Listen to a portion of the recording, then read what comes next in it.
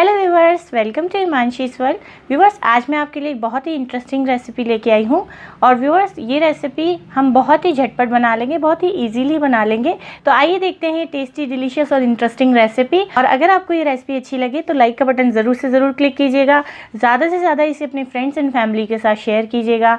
Comment करके मुझे बताना बिल्कुल मत भूलिएगा। मैं आपके हर कमेंट का इंतज़ार करती हूँ और बहुत ही अच्छा लगता है मुझे हर कमेंट का जवाब देना। और मेरे चैनल को सब्सक्राइब करना बिल्कुल मत भूलिएगा। तो चलिए शुरू करते हैं इंटरेस्टिंग टेस्टी सी रेसिपी। तो लेट्स स्टार्ट इट। तो व्यूवर्स, आज मैं आपके लिए बहुत ही टेस्टी एंड यमी डिलीशियस सा स्नैक लेके आई हूँ जो 5 मिनट में आप बना लेंगे। बहुत ही झटपट बन जाता है, बहुत ही टेस्टी है। और इसके लिए आपके घर में जो सामान है वही हमें चाहिए, बाज़ार से लाने की बिल्कुल भी ज़रूरत नहीं है। तो आइए देखते हैं टेस्टी डिलीशियस स्नैक। और व्यूवर्स, ये रेसिपी मैं आज बनाऊंगी रात की बची हुई रोटी से। तो आपको बहुत ही आश्चर्य लगेगा कि रात की रोटी से हम इतना टेस्टी स्नैक भी बना सकते हैं। इससे पहले भी मेरी एक रात की रोटी की स्नैक की रेसिपी आ चुकी है जो है चीज़ी कोन। वो आपको बहुत ज़्यादा पसंद आया था। तो viewers, thank you very much उसको इतना ज़्यादा पसंद करने के लिए। अगर आपको वो रेसिपी देखनी है तो मेरे डिस्क्रिप्शन बॉक्स में मैं लिंक दे दूँगी, आप देखिएगा वहाँ से। तो आइए स्टार्ट करते हैं रेसिपी। और रेसिपी स्टार्ट करने से पहले व्यूवर्स, अगर आपने मेरा चैनल अब तक सब्सक्राइब नहीं किया है तो लाल बटन को दबा के प्लीज़ सब्सक्राइब कर लीजिए और बेल आइकन को क्लिक करना बिल्कुल मत भूलिएगा ताकि आपको लेटेस्ट वीडियोस की अपडेट मिलती रहे। और ये बिल्कुल फ्री है। तो देखिए व्यूवर्स, हमको स्नैक बनाने के लिए यहाँ पे रोटी चाहिए होगी। और ये देखिए मेरे पास 4 रोटियाँ हैं, रात की बची हुई रोटियाँ हैं। आप चाहें तो वैसे ये स्नैक ताज़ी रोटी से भी बना सकते हैं। तो देखिए व्यूवर्स, यहाँ पे मैंने मिक्सी जार ले लिया है। और ये जो रोटी है ये देखिए रात की है तो इसमें थोड़ा सा मॉइस्चर कम हो गया है। देखिए ये थोड़ी सी ड्राई सी हो गई है। हमको ऐसी ही रोटी चाहिए। अगर आप फ्रेश रोटी से बना रहे हैं तो थोड़ा सा उसको पंखे के नीचे सुखा लीजिए। तो इसको हमको पीसना होगा बिल्कुल बारीक। ये देखिए इस तरीके से, ये देखिए मैंने इसको बिल्कुल बारीक पीस लिया है और इसका चूरा हो गया है। तो ऐसे में क्या करूँगी, सारी की सारी जो रोटियाँ हैं उनको ऐसे बारीक पीस के चूरा बना लूँगी। व्यूवर्स, ये वाला स्नैक है जो आप बहुत ही झटपट बना सकते हैं।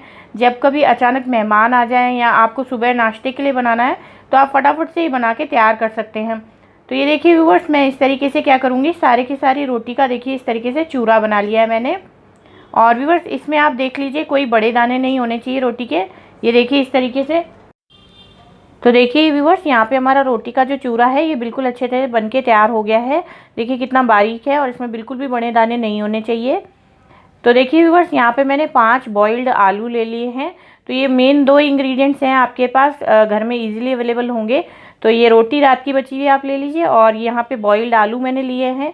तो इसको हम क्या करेंगे, हाथ से ही क्रश करके इसमें डाल देंगे ताकि थोड़ा सा टेक्स्चर है जो वो आए।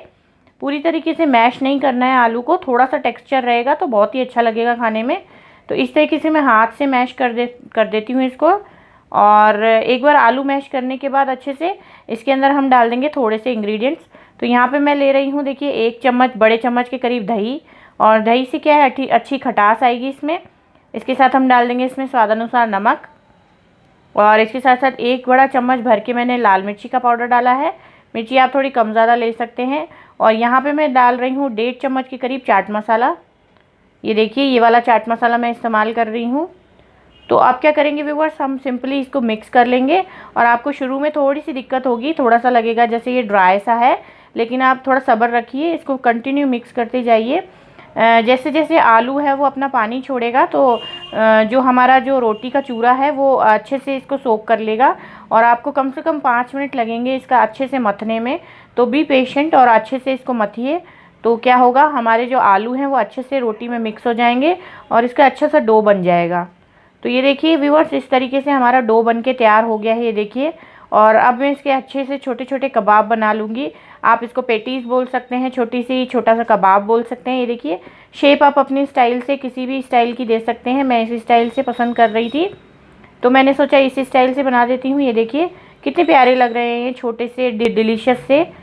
तो ये बहुत ही झटपट बन के तैयार हो जाता है और 5 से 6 मिनट मुझे लगे टोटल इसको बनाने में।